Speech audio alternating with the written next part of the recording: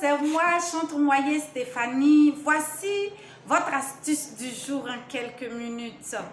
Bon, dans cette vidéo d'aujourd'hui, je vais te parler du son du tonnerre. Ok, le son du tonnerre. Lorsque le tonnerre gronde, qu'est-ce que cela te fait? C'est de cela que je vais parler aujourd'hui. Moi, lorsque le tonnerre gronde, j'ai très peur. J'ai très peur du tonnerre. Tu peux tout me faire. Je n'ai pas peur. La peur, c'est un sentiment qui n'est pas en moi.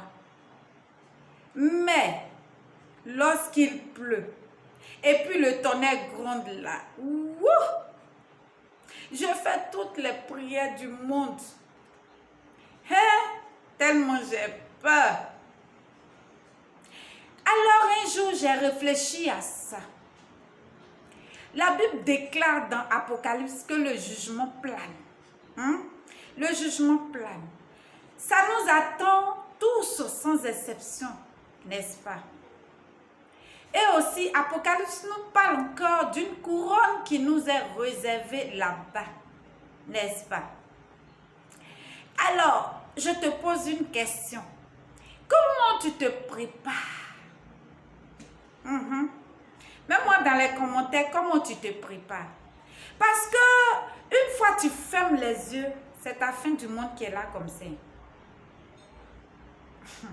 C'est ta fin du monde là qui est là comme ça. Une fois tu fermes les yeux, tu seras en face de Dieu comme Apocalypse l'a dit. As-tu imaginé sa voix?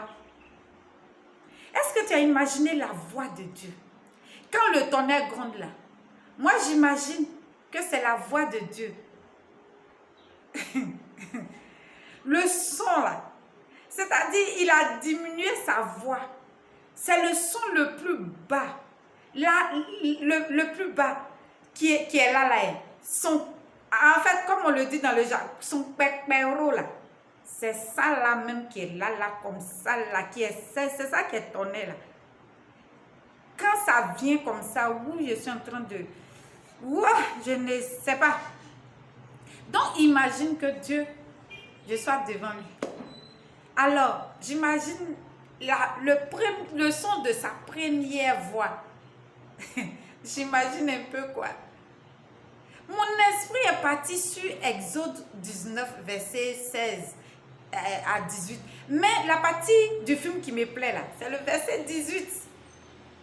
Moïse et les enfants de Dieu sur la montagne de Sinaï. Et on va lire. Moïse Exode 19, verset 18. La Bible déclare ceci. La montagne de Sinaï était toute en fumée parce que l'Éternel y était descendu au milieu du feu. Cette fumée s'élevait comme la fumée d'une fournaise. Et toute la montagne tremblait avec violence. Ouais. Vous avez compris? Tu as compris? Donc, j'ai dit, tiens, j'ai aussi peur d'une toute petite voix comme ça. Et la première voix de Dieu là alors. Voilà, ça on nous parle de feu. Dans le verset 18. C'est pas n'importe quoi, hein. C'est pas de l'amusement ça sera chaud même. Ça va chauffer. Lorsqu'il va dire, approche-toi, ma fille.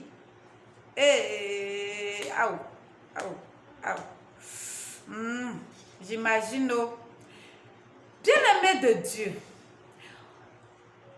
on va un jour partir, n'est-ce pas, par quelque chose. Notre mission va se terminer ici-bas, un jour. C'est le jour-là qu'on ne sait pas. C'est le jour-là qu'on ne connaît pas.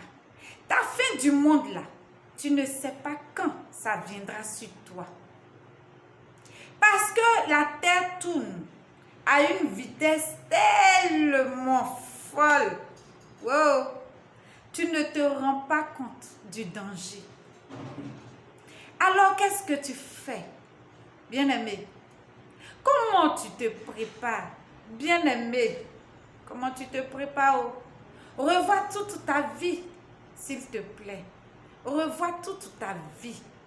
Dieu dit dans Ésaïe 43, verset 26, « Viens, réveille ma mémoire, plaidons ensemble, parle-toi toi-même pour te justifier. » Donc, examine-toi. Parce que forcément, le son de la première voix de Dieu, là, tu vas rencontrer ça.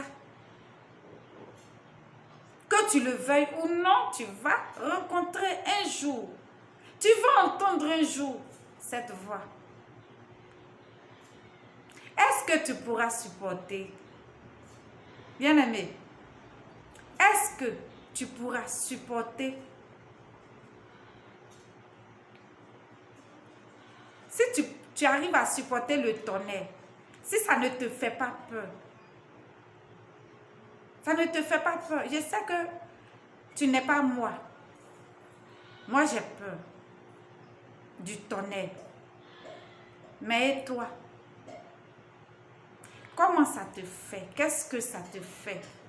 Quand tu l'entends, réfléchis. Réfléchis au son de la première voix de Dieu. Rappelle-toi un peu du roi Ézéchias. Rappelle-toi un peu de ce roi-là. C'était un roi intègre, a dit la Bible. La Bible déclare que c'est dans Ésaïe 38, verset 1 à 5, je crois, que c'était un roi intègre, un roi droit, un roi juste. Il était tellement sincère, Ézéchias. Il était tellement sincère avec Dieu. Il a tellement fait de bonnes choses pour Dieu. Vous savez ça? Tu sais ça? Quand je te tutoie, je m'approche plus de toi. Je t'imagine devant moi. C'est pourquoi je te tutoie. Sinon, je peux bien vous voyez. Parce que je ne vous vois pas. Mais, comme quand je suis en train de faire la vidéo, je mets le portable devant moi. Je me dis que tu es là devant moi et que nous sommes en train de causer. C'est pour cela que je te tutoie. Je me sens plus proche de toi. Ok? Bien, c'était une parenthèse. La Bible déclare dans Ésaïe 38, verset 1 à 5.